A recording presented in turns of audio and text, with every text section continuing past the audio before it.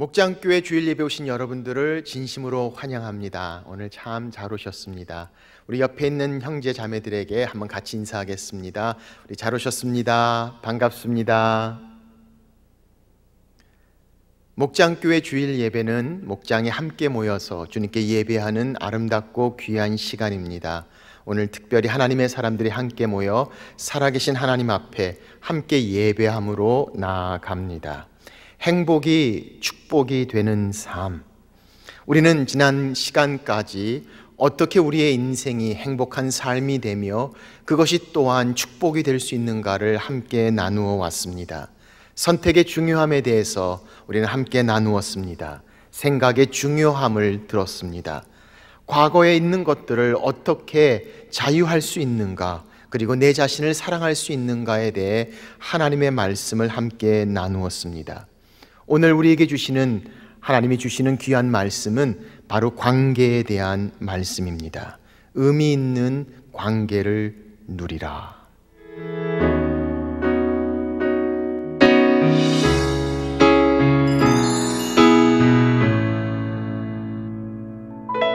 지구촌교회 처음 왔을 때는 다른 사람들과 이제 교제는 거의 하지 않고 대부분 다 모르는 사람이었고 이제 아내하고 이제 자녀들만 데리고 교회를 왔었죠. 교회에 등록은 하지 않고 그냥 주일에 다니기만 했죠.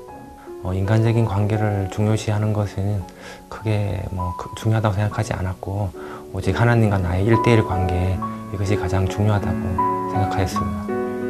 교회에 아는 사람이 거의 한 명도 없고 그냥 가족끼리만 알고 왔다 갔다 하고 수만 명이 왔다 갔다 하지만 아는 사람은 없는 군중 속의 고독 같은 그런 마음이 들더라고요.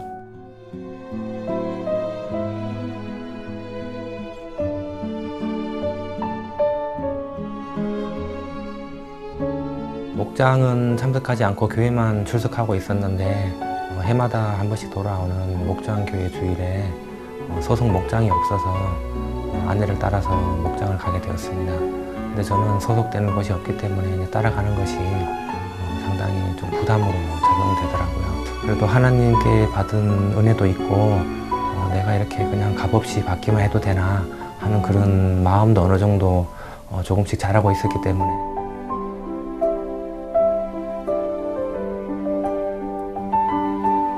여기 모이신 남자분들 전부 목장 소속이 없는데 이분들끼리 한번 목장을 결성하면 어떻겠느냐, 다 순종하는 마음이었던 것 같아요. 저도 이제 그 당시 마을장님의 목소리가 하나님의 음성이라고 생각이 되었고 거부하지 않고 순종하는 마음으로 목장 모임 하는 것을 찬성하였던 것 같습니다.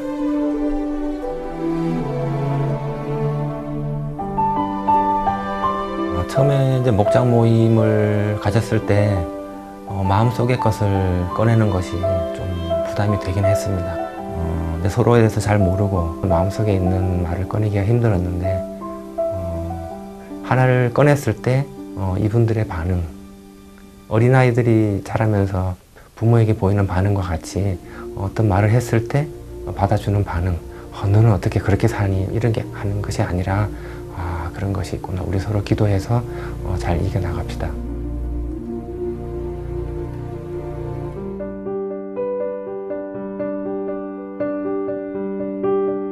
편하게 만날 수 있는 다른 가족이 아닌 또 하나의 가족 같은 그런 느낌입니다. 해가 거듭될수록 친족들보다도 더 마음에 있는 얘기를 할 수 있는 그런 관계가 된 것 같아요. 형제들에게도 말 못하는 것, 부모님에게도 말하지 못하는 것, 말할 수 없는 것, 그런 것들을 오히려 목장 모임에서는 더 자연스럽게 말할 수 있게 된 것 같아요. 그러면서 서로 위로도 받고 또 다른 분이 어떤 기도 제목이 있으면 같이 기도해드리고 그런 나눔을 할 수 있는 것이 우리 목장 생활의 가장 좋은 점인 것 같습니다.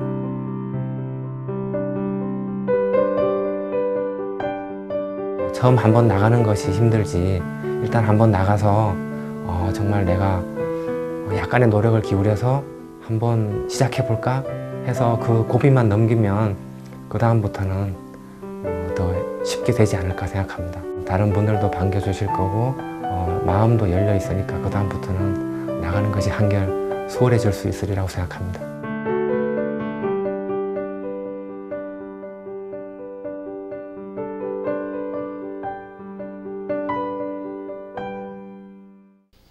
인생은 누구나 혼자 갈 수 없습니다. 하나님께서 자연과 사람을 주셨습니다. 우리가 자연 없이 살 수 없듯이 사람 없이도 살 수가 없습니다. 성경은 하나님께서 삼위일체 되신 하나님께서 스스로를 말씀하시면서 우리의 형상대로라고 말씀하시며 하나님께서도 함께됨을 말씀하시는 것을 보게 됩니다. 전도서 4장은 우리에게 이렇게 말씀하십니다. 두 사람이 한 사람보다 나음은 그들이 수고함으로 좋은 상을 얻을 것임이라. 혹시 그들이 넘어지면 하나가 그 동물을 붙들어 일으키려니와 홀로 있어 넘어지고 붙들어 일으킬 자가 없는 자에게는 화가 있으리라. 하나됨보다 둘이 됨에 더 좋은 상을 얻겠다고 말씀합니다. 손을 붙잡고 일으킬 수 있는 동무가 있다는 것이 얼마나 큰 축복인가, 관계의 중요함을 성경은 말씀하고 있습니다. 그렇습니다. 우리는 누구나 다 인정받고 싶습니다. 이해받고 싶습니다. 격려받고 싶고 사랑받고 싶습니다. 그것이 이루어지지 않을 때 우리의 관계 가운데 우리는 무시를 느낍니다. 굴욕을 느낍니다. 좌절하게 되고 멸시감을 경험하게 됩니다. 그 외로움을 이야기할 때 우리는 어쩔 수 없는 고독의 시간들을 갖게 됩니다. 그래서 혹자는 얘기하기를 이 외로움이야말로 현대인의 문둥병이다라고 이야기합니다. 이 외로움은 사람이 없어서 외로운 것이 아닙니다. 사람이 많이 있지만 정말 중요하고 의미 있는 관계가 없기 때문에 우리 삶 가운데 찾아오는 인생의 외로움을 우리는 생각하게 됩니다. 그래서 사랑과의 관계가 우리 인생의 행복과 그 삶의 질을 말해 줍니다. 아무리 능력이 있어도 관계가 제대로 되어 있지 않으면 힘들고 어려워짐을 보게 됩니다. 부유한 자들도 관계에 문제가 있을 때 괴로움을 경험하게 됩니다. 열심히 있어도 관계에 문제가 있을 때 참 어렵습니다. 지위가 높아도 공부를 잘해도 많은 것들을 할 수 있어도 관계가 제대로 되어 있지 않는다면 마치 우리의 삶 가운데 고통스러운 나날의 연속을 우리는 경험하지 않을 수 없습니다. 그래서 덴마크의 철학자 키에르 케고르는 얘기했습니다. 우리 인생의 행복의 90%는 바로 인간관계에서 나온다라고 이야기하기도 했습니다. 관계의 중요함을 이야기할 때 생각나는 시가 있다면 바로 그 유명한 고 함석헌 선생님의 그 사람을 가졌는가라는 시입니다. 만리길 떠나는 길 처자를 내맡기며 맘 놓고 갈 만한 사람 그대는 가졌는가. 온 세상이 다 나를 버려 마음이 외로울 때에도 저 맘이야 하고 믿어지는 그 사람을 그대는 가졌는가. 탔던 배 꺼지는 시간 구명대 서로 사양하며 너만은 제발 살아다오 할 그 사람을 그대는 가졌는가. 불의의 사형장에서 다 죽어도 너희 세상 빛을 위해 저만은 살려두거라 일러줄 그 사람을 그대는 가졌는가. 잊지 못할 이 세상 놓고 떠나려 할 때 저 하나 있으니 하고 빙긋이 웃고 눈을 감을 그 사람을 그대는 가졌는가. 온 세상의 찬성보다 아니하고 가만히 머리 흔들 그 한 얼굴 생각에 알뜰한 유혹을 물리치게 되는 그 사람을 그대는 가졌는가. 이 시를 접할 때마다 우리는 그 사람의 소중함, 그 사람을 향한 간절한 부러움을 우리 마음에 점하게 됩니다. 그런 비슷한 이야기가 오늘 성경 본문에 등장합니다. 바로 그 사람은 디모데입니다. 빌립보서 오늘 본문에서 사도 바울은 그의 사랑하는 영적인 아들 디모데를 이야기하면서 그의 사랑하는 빌립보 교인들을 향해 오늘의 말씀을 나누고 있습니다. 이미 사도 바울은 빌립보 교인들과 깊은 의미 있는 관계를 가지고 있습니다. 그런데 그들을 향해서 사도 바울은 오늘 빌립보에 대해서 디모데에 대해서 말씀하고 계십니다. 그리고 이렇게 말씀합니다. 이는 뜻을 같이 하여 너희 사정을 진실이 생각할 자가 이밖에 내게 없음이라. 저는 이 말씀 읽을 때마다 얼마나 이 말씀이 아름다운지 모릅니다. 디모데 하면 생각나는 표현, 바로 너희 사정을 진실이 생각할 자.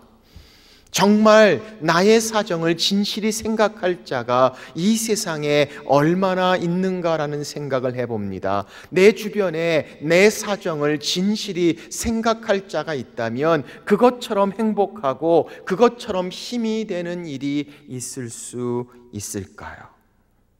우리 삶 가운데 많은 관계가 있지만 정말로 자기의 삶을 나누며 그를 향해 진실이 생각할 수 있는 그런 의미 있는 관계가 얼마나 가지고 있는지 모릅니다. 여러분은 그런 자들이 있습니까? 여기서 생각할 자라는 뜻은 단순한 생각뿐만이 아니라 걱정까지 포함할 수 있는 마음의 깊은 씀씀이를 이야기합니다. 뿐만 아니라 진실이란 단어는 그냥 일반인이 아니라 의미 있는 관계, 마치 피를 나눈 혈연의 관계처럼 깊은 관계 가운데, 의미 있는 관계 가운데 나오는 마음을 이야기합니다.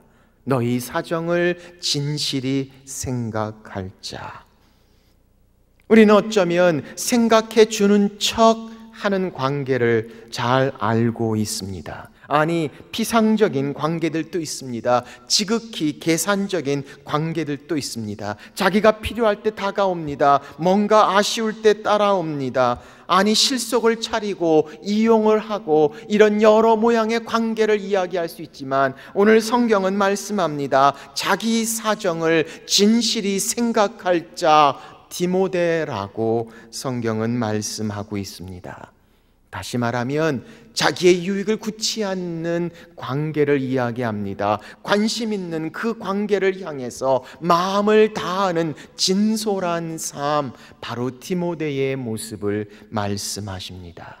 이런 관계는 깊은 의미 있는 삶의 영향력을 가져옵니다. 아니, 이런 관계가 있다면 나의 상태가 어떠하든지 관계없습니다. 여전히 변함없이 관심과 사랑으로 깊은 관계의 의미 있는 삶을 경험하게 될 것입니다. 내가 힘이 있든지 힘을 잃든지, 내가 잘 나가든지 잘 나가지 못하든지, 내게 좋은 일이 생기든지 좋은 일이 생기지 않든지, 여전히 나의 어떤 상황이라도 자기 마음을 다해 진솔히 생각해 줄 이 사람의 모습을 보십시오.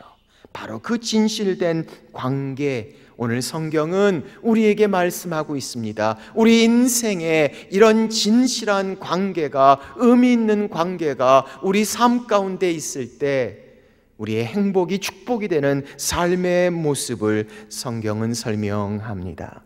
실제로 성경은 우리의 관계를 이야기하며 두 가지의 중요한 관계를 말씀합니다. 하나님과의 관계를 말씀합니다. 그리고 이웃 사람들과의 관계를 말씀하고 있습니다. 그런데 우리 한국교회에서는 하나님과의 관계를 매우 중요시해 왔습니다. 그것은 중요하지 않는 것이 아닙니다. 아니, 정말 중요합니다. 그럼에도 불구하고 우리의 신앙의 모든 부분을 하나님과의 관계에 집중한 나머지 성경에서 말씀하시는 이웃과의 관계, 이웃을 사랑하는 의미 있는 관계에 대한 중요한 부분을 놓치고 있는 부분이 없잖아 있어 보입니다. 우리가 신앙이 좋다라고 이야기하면 어떤 자들을 이야기합니까? 주일 성수에서 한 번도 빠지지 않는 자, 아니 교회의 모든 모임마다 열심히 참석하는 자, 헌금도 열심히 하고 봉사도 열심히 하고 기도도 열심히 하는 사람. 그런데 바로 그런 사람의 모습 가운데 신앙이 좋다고 하면서도 이웃과의 관계가 그의 하나님과의 관계에 전혀 연결점을 찾지 못하는 관계를 우리가 경험하고 있다면, 오늘 성경은 하나님을 사랑하는 것과 함께 이웃을 사랑하고 사람과의 의미 있는 관계의 중요함을 우리에게 말씀하고 있습니다.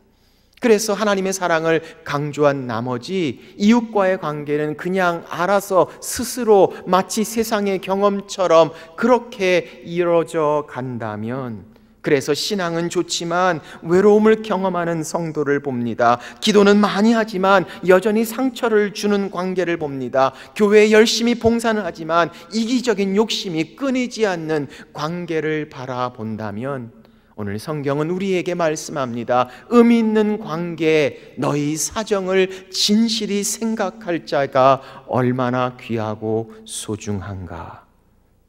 마태복음 5장에 보면 바로 그런 말씀을 하고 계십니다. 5장 23절 24절입니다. 그러므로 예물을 제단에 드리려다가 거기서 내 형제에게 원망 들을 만한 일이 있는 것이 생각나거든 예물을 제단 앞에 두고 먼저 가서 형제와 화목하고 그 후에 와서 예물을 드리라. 하나님 앞에 예물을 드리는 것 중요합니다. 그러나 그것과 함께 정말 아직 인간과의 관계가 해결되지 않는다면 그것도 중요하게 여겨야 함을 성경은 우리에게 말씀하고 있습니다. 이 관계는 바로 너와 나의 관계의 중요함을 이야기합니다. 나가 중요시 되고 나머지는 다 3인칭이 되는 그런 관계가 아니라 그 3인칭 중에 의미 있는 관계가 되어 2인칭이 됩니다. 내가 그리고 너가 1인칭과 2인칭이 만나 우리가 되고, 나의 모습은 우리를 통해서 우리 자신, 내 자신을 돌아볼 수 있는 의미 있는 관계를 말씀하고 있습니다. 그렇습니다. 우리의 행복도 누군가의 축복이 있어 가능한 것이 아니었던가요? 아니, 오늘 그런 우리의 행복이 또 다른 누군가에게 축복이 되고 있다는 사실을 우리가 알 수 있다면, 오늘 성경은 우리에게 말씀합니다. 의미 있는 관계, 바로 하나님과 사람을 사랑하는 관계의 모습을 말씀하고 있습니다. 성경에 보면 그 좋은 예가 바로 마태복음 9장에 나오는 중풍병자를 데려온 친구들의 이야기입니다. 성경은 중풍병자 걸린 그 사람을 침상에 메고 지붕을 뚫고 양쪽 네 쪽에 그것을 잡은 네 사람에 의해서 예수님께 다가온 사건을 성경은 말씀합니다. 물론 중풍병자도 믿음이 있었겠지만 예수님께서 바로 그들을 보십니다. 그리고 성경은 이렇게 말씀합니다. 예수님께서 그들의 믿음을 보시고 중풍병자의 병을 고치십니다. 그런데 그의 믿음이 아니라 바로 그렇게 중풍병자를 예수님께 인도한 그들의 믿음을 보시고 라는 장면을 성경은 설명합니다. 하나님의 역사가 있었습니다. 주님의 치유하심이 있었습니다. 그것은 바로 그 중풍병자를 향해 함께 했던 4명의 사람들, 성경은 그들이 누군가 말하고 있지 않습니다. 그러나 분명히 중풍병자의 사정을 진실이 생각했던 자들이 아닐 수 없습니다. 의미 있는 관계를 향해 마음을 다했던 이들의 모습을 성경은 설명합니다. 그래서 마태복음 18장 20절 주님께서 말씀하십니다. 두세 사람이 내 이름으로 모인 곳에는 나도 그들 중에 있느니라. 함께함의 관계의 중요함을 말씀합니다. 시편 133편 1절입니다. 보라, 형제가 연합하여 동거함이 어찌 그리 선하고 아름다운고. 연합함과 의미 있는 관계의 교제의 아름다움을 말씀하고 있습니다. 그것이 행복입니다. 그것이 축복입니다. 이 행복이 축복이 되는 삶을 가장 잘 보여준 장면이 있다면 바로 사도행전 2장에 나오는 초대교회의 모습이 아닐 수 없습니다. 그들이 함께 모였습니다. 성령의 놀라운 역사로 하나님의 일들이 이루어집니다. 그리고 하나님의 교회가 세워집니다. 오늘 그렇게 함께 교제하는 이들의 모습을 보십시오. 이 교제라는 단어도 성경의 헬라어에는 코이노니아라고 쓰여졌습니다. 이 단어의 뜻은 공통 분모를 가지고 있다, 똑같은 것들을 나눈다, 카모날리를 이야기합니다. 그들은 같은 것을 가지고 있었습니다. 어떤 같은 것을 가지고 그들은 의미 있는 관계를 나누고 있었는가 성경은 우리에게 설명하고 있습니다. 먼저 2장 46절 말씀을 보십시오. 날마다 마음을 같이하여 성전에 모이기를 힘쓰고 집에서 떡을 떼며 기쁨과 순전한 마음으로 음식을 먹고. 오늘 그들이 함께 했다고 이야기합니다. 마음을 같이 했습니다. 날마다 모이기에 힘썼습니다. 집에서 떡을 뗐습니다. 기쁨과 순전한 마음으로 음식을 먹었다고 성경은 말씀하고 있습니다. 마음을 같이 했습니다. 몸을 같이 했습니다. 같이 먹었습니다. 그들 가운데 함께 모임은 즐거움이었습니다. 기쁨이었습니다. 그 가운데 위로와 그 가운데 격려가 있었습니다. 관심과 사랑이 있었습니다. 소통과 공감이 있었습니다. 그들은 함께함을 인조이, 함께 즐거워했던 공동체의 모습을 성경은 설명합니다. 같이 있으면 즐겁습니다. 떠날 때는 아쉽습니다. 그리고 따로 있을 때는 그립습니다. 오늘 성경은 그렇게 하나 되며 즐거워했던 의미 있는 관계의 모습을 말씀하십니다. 로마서 12장 15절은 그래서 우리에게 말씀합니다. 즐거워하는 자들과 함께 즐거워하고 우는 자들과 함께 울라. 함께함의 모습을 말씀합니다. 우리는 때로 함께 즐거운 자들과 즐거워하는 것을 좋아합니다. 그러나 정작 우는 자와 함께 울고 있는가? 오늘 의미 있는 관계, 슬픔도 고통도 함께 나눌 수 있는 함께함의 의미를 성경은 말씀하고 있습니다. 두 번째, 그들의 모습은 본문 사도행전 2장 44절에 등장합니다. 믿는 사람이 다 함께 있어 모든 물건을 서로 통용하고.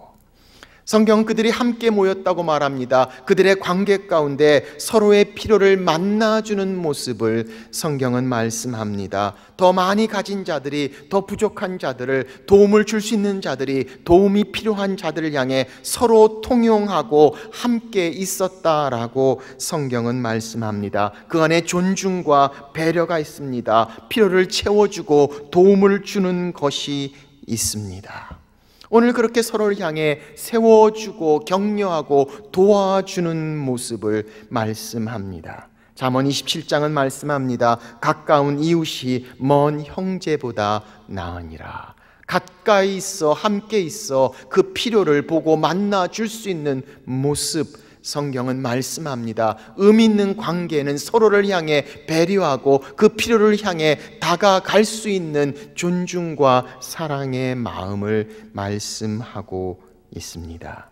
세 번째, 본문 사도행전 2장 42절에 나타납니다. 그들이 사도의 가르침을 받아 서로 교제하고 떡을 떼며 오로지 기도하기를 힘쓰니라. 성경은 말씀합니다. 그들이 단순히 함께 모여서 인조이, 즐거워했을 뿐만 아니라 그들이 함께 모여서 서로 도움이 됐을 뿐만 아니라 그 안에는 함께 나누는 하나님의 말씀과 기도로 함께 나누는 가치가 있었다는 사실을 성경은 말씀하고 있습니다. 생활에 염려가 있습니다. 아니, 세상에 유혹이 있습니다. 그런데 그들이 함께 모였습니다. 하나님 말씀을 받습니다. 그리고 함께 기도했다고 성경은 말씀합니다. 영적인 교제에 있는 삶의 가치를 함께 나누는 의미 있는 관계의 모습을 말씀합니다. 저는 저희 목장들이 함께 모여서 서로를 위해 기도할 수 있다는 그 자체만으로도 얼마나 놀라운 은혜고 기적인지 모릅니다. 그렇게 함께 모여 예배합니다. 같이 기도합니다. 서로를 향해 도우며 함께 하기를 즐거워하는 의미 있는 관계, 초대교회를 통해 보여주시는 코이노니아 교제의 모습을 말씀하고 있습니다. 자, 그렇다면 이 의미 있는 관계를 위하여 어떻게 해야 할까요? 오늘 말씀을 생각하며 두 가지 우리 삶 가운데 적용할 수 있는 것을 함께 나눕니다. 첫째로, 의미 있는 관계를 만들어 가야 합니다. 이 의미 있는 관계는 저절로 생겨나지 않습니다. 아니, 거기에는 성장과 배움을 향한 투자가 있어야 합니다. 수고함이 있어야 합니다. 중요하게 여기고 노력해야 합니다. 김현숙 씨가 쓴 책 흔들리는 신앙 붙들어 주소서라는 글에는 이민교회에서 22년 동안 무려 108번의 교회를 옮긴 한 장로님의 이야기가 등장합니다. 1년에 한 5번 정도 옮긴 것 같습니다. 평균 2달에 1번 꼴입니다. 그분은 그곳에 갈 때마다 그 공동체의 그 관계 가운데 정말 비판이 되고 힘들고 어려운 교회의 단점들을 찾아 적기 시작했습니다. 그리고 그것을 책으로 만들고 노트로 마치 보물처럼 간직하고 있었다고 합니다. 그가 108번째 교회를 방문했을 때 그는 거기서 그만 세상을 떠납니다. 그런데 어느 누구도 장례식에 올 사람이 없습니다. 108번이나 옮겼기 때문입니다. 할 수 없이 108번째 그 교회 목사님이 불쌍히 여겨 그의 장례식을 해주었다고 합니다. 사랑하는 여러분, 정말 우리의 공동체에 의미 있는 관계를 향해 내가 마음을 다하고 거기에 성장과 배움이 있는 우리의 모습을 이야기합니다. 우리는 사랑하는 사람들끼리 모였을 때 진지한 교제가 이루어진다고 생각합니다. 그러나 정말 진지한 교제가 이루어질 때 사랑하는 관계, 의미 있는 관계로 성장할 수 있음을 우리는 생각하게 됩니다. 하나님께서 그 관계를 통해 우리에게 말씀하십니다. 우리에게 가르치십니다. 의미 있는 관계는 성장과 성숙함을 함께 나누게 됩니다. 그러므로 그것을 향해 내가 수고하고 투자하고 함께 만들어가는 것, 의미 있는 관계를 향한 우리의 적용입니다. 두 번째, 의미 있는 관계를 지금 시작하십시오. 내가 정말 원해야 합니다. 아니, 이 의미 있는 관계의 필요함이 내 인생의 행복이며 그것이 또한 축복이 되는 삶이라는 중요한 생각에 내가 시작할 수 있어야 합니다. 내가 먼저 다가갈 수 있어야 합니다. 막연히 기다려서 누군가 손을 내밀어 주기를 기다리지 마십시오. 소중한 관계를 향해 내가 먼저 손을 내밀고 의미 있는 관계를 향해 내가 먼저 찾아가는 것, 바로 그것이 우리 인생의 행복과 축복을 말씀하고 있습니다. 저희 교회에도 많은 목장들이 있습니다. 내게 정말 맞는 목장을 통해 의미 있는 관계를 만들어갈 그 목장을 내가 먼저 찾아가십시오. 그리고 그것을 향해서 다가가십시오. 그 목장을 향해 내 관계를 먼저 시작하는 것, 오늘 특별히 이 목장 예배로 함께 예배하는 여러분들, 그 본당에 모여서 이 예배를 우리가 함께 드리고 있다면 오늘 여러분들은 정말 의미 있는 목장의 관계를 아직 가지고 계시지 않는 분이라고 생각할 수 있다면, 사랑하는 여러분, 오늘 행복이 축복이 되는 삶을 향해 진실로 우리 사정을 생각할 수 있는 의미 있는 목장의 관계를 향해 내가 먼저 지금 찾아가십시오. 그리고 관심을 가지고 문을 두드려 보십시오. 시인 김춘수 씨의 꽃이라는 시가 생각이 납니다. 내가 그의 이름을 불러주기 전에는 그는 다만 하나의 몸짓에 지나지 않았다. 내가 그의 이름을 불러주었을 때 그는 나에게로 와서 꽃이 되었다. 내가 그의 이름을 불러준 것처럼 나의 이 빛깔과 향기에 알맞는 누가 나의 이름을 불러다오. 그에게로 가서 나도 그의 꽃이 되고 싶다. 우리들은 모두 무엇이 되고 싶다. 나는 너에게, 너는 나에게 잊혀지지 않는 하나의 의미가 되고 싶다. 의미 있는 관계 누리십시오. 행복이 축복이 되는 삶입니다. 우리 찬양 같이 했으면 좋겠습니다. 서로를 향해서 좀 바라보면서 이렇게 고백할 수 있으면 어떨까요? 형제의 모습 속에 보이는 하나님의 형상 아름다워라. 존귀한 주의 자녀 됐으니 사랑하며 섬기리. 우리 같이 고백하며 찬양하겠습니다. 형제의 모습 속에 보이는 하나님 형상 아름다워라. 존귀한 주의 자녀 됐으니 사랑하며 섬기리. 자매의 모습 속에 보이는 하나님 영상 아름다워라.